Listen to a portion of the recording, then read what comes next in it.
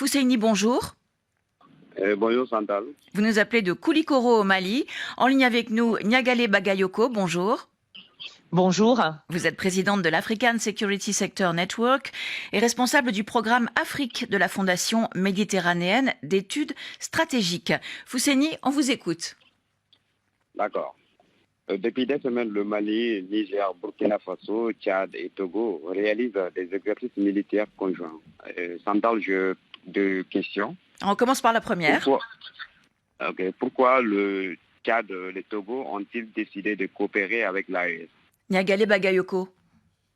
Alors, tout d'abord, il faut savoir, en ce qui concerne le Togo, pour commencer, qu'il est médiateur depuis le début de toutes les crises issues des coups d'État qui se sont produits au Sahel.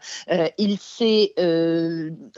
a endossé ce rôle en réalité, à la fois parce que il ne faut pas oublier que son propre père, Yacine Eyadema, était fondateur lui-même de la CEDEAO, donc c'est un espace qui a une grande importance à ses yeux, mais par ailleurs, même à titre bilatéral, il a réalisé, soit lui-même directement, soit par le biais de son ministre des Affaires étrangères, de nombreuses missions pour apaiser les tensions entre l'Afrique de l'Ouest en général et les trois États du Sahel central. Et pourquoi le Tchad ?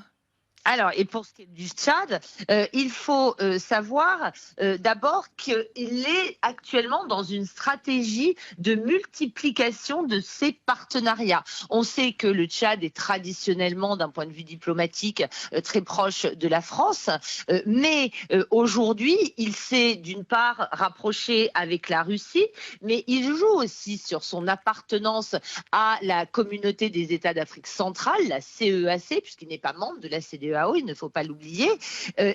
Par ailleurs, il est très impliqué, le Tchad, dans tout ce qui est lutte contre les groupes djihadistes, davantage dans la zone du bassin du lac Tchad, donc dans la zone où sont actifs les groupes islamistes issus des diverses scissions de Boko Haram. Fousseini, vous avez d'autres questions pour Niagale Bagayoko? Comment ont été financés ces exercices conjoints? Comment pourrait évoluer cette coopération militaire? Niagale. Alors, ce financement, à mon avis, vient directement de ces États eux-mêmes. Il ne faut pas oublier que depuis 10 ans, les États du Sahel ont augmenté de manière massive leur budget de la défense, qui atteint en moyenne plus de 20% désormais. Et il y a eu de très nombreuses dotations également en matériel militaire à la faveur de différents partenariats. Comment cette alliance AES pourrait évoluer? D'abord, il ne faut pas oublier qu'il y a toujours eu une multiplication de cadres et d'organisations régionales au sein même de l'Afrique de l'Ouest.